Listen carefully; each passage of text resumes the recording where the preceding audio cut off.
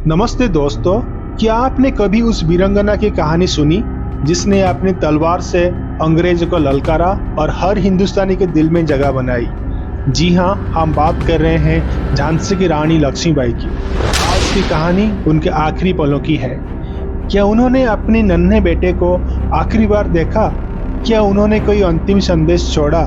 ये वीडियो आपको उनके साहस, ममता और बलिदान की कहानी सुनाएगा। तो आखिरी सांस तक देखिए, क्योंकि हर पल आपके रोंगटे खड़े कर देगा।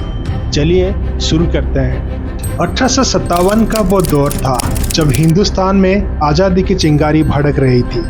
मंगल पांडे की बगावत ने पूरे देश को झकझोर दिया था और इस आग को और भी भड़काया झांसी की रानी लक्ष्मीबाई ने। उनका जन्म 1828 में वाराणसी में हुआ। नाम था मणिकर्णिका। प्यार से लोग उसे मोनू बुलाते हैं। उनके पिता मोरपंत और माता भागीरथी बाई ने उन्हें बचपन से ही तलवार चलाना, घोड़े दौड़ाना और युद्ध की कला सिखाई। सोचिए, एक नन्ही सी लड़की जो तलवार से खेलती थी जैसे कोई खिलौना हो। 1842 में उनकी शादी झांसी की राजा गंगाधर राव से हुई और वो बन गई झांसी की रानी लक्ष्मीबाई। रानी लक्ष्मीबाई और राजा गंगाधर राव के घर 1851 में एक छोटे से राजकुमार ने जन्म लिया था, लेकिन किस्मत को कुछ और मंजूर था। वो बचपन में ही स्वर्गवास कर गया। इस गम ने रानी का दिल तोड़ दिया, पर उन्होंने हिम्मत नहीं हारी। 1853 में उन्होंने आनंद राव को गोद लिया, जो राजा गंगाधर राव का भाई का बेटे थे। उनका नाम रखा गया दामोदर राव। उसी साल राजा गंगाधर राव भी चल पड़े। एक माँ और एक रानी के लिए एक कितना बड़ा आघात था। अंग्रेजों ने झांसी को हड़पने की साजिश रची, ये कहकर कि दामोदर राव एक गोद लिया बेटा है।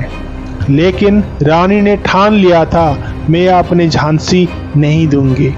यही जज्बा उन्हें 1857 का स्वतंत्रता संग्राम की सबसे बड़ी वीरंगना बना दिया।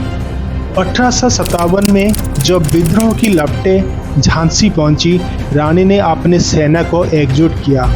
उनके साथ थे तत्या तोपे, राव साहब और उनके सखी झलकरी बाई। मार्च 1858 में अंग्रेजों ने झांसी के किले को घेर लिया।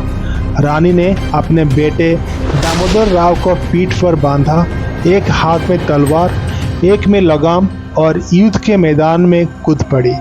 कल्पना कीजिए, एक माँ जो अपने बच्चे और वतन के लिए दुश्मनों से भिड़ रही थी। किला धुआं और आग में डूबा था। तलवार की खनक और तोपों की गड़गड़ाहट गूंज रही थी। रानी की सेना ने डटकर मुकाबला किया, लेकिन अंग्रेज की ताकत और गर्दन ने उन्हें कमजोर बना दिया।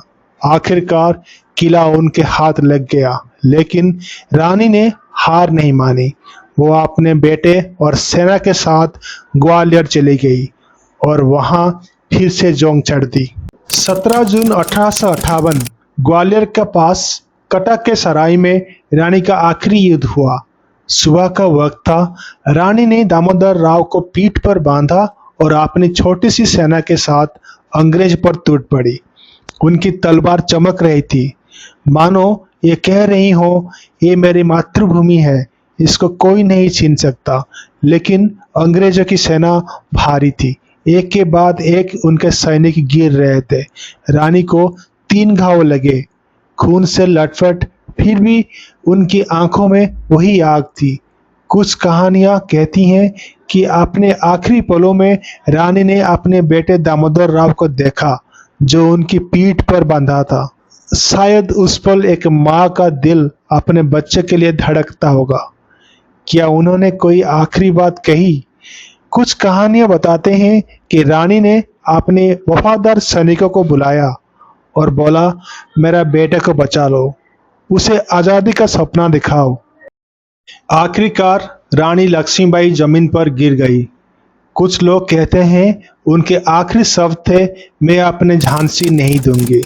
पास के एक मंदिर में उनकी सांस थम गई, लेकिन उनकी मृत्यु कोई हार नहीं थी। वो एक मिसाल थी जिसने आज़ादी के जंग को और भी भड़काया। दोस्तों, रानी लक्ष्मीबाई सिर्फ झांसी की रानी नहीं थी, वो थी भारत की एक बेटी, एक सच्ची वीरांगना। उनके बलिदान ने 1857 की विद्रोह को नई ताकत दी। उनके बेटे दामोदर राव को उनके वफादारों ने बचाया, लेकिन रानी की विरासत आज भी हमारे बीच है। उनकी कहानी हमें सिखाती है कि एक माँ, एक योद्धा और एक देशभक्त कैसे सब कुछ कुर्बान कर सकती है। उनका नाम आज भी हम गर्व से लेते हैं। वो हमें बताते हैं कि चाहे कितने भी मुश्किल आए, हार मत मानो, अपने वतन और सपनों के लिए डटकर लड़ो। उनकी तलवार आज भी हमारे दिलों में चमकती है। अगर रानी लक्ष्मीबाई की एक कहानी आपके दिल को छू गई हो तो कृपया हमारा चैनल को लाइक करें, शेयर करें और सब्सक्राइब जरूर करें। कमेंट में बताएं उनके जिंदगी का कौन सा पल आपको सबसे ज्यादा प्रेरणादायक लगा। अगली वीडियो में फिर मिलेंगे। जय हिंद।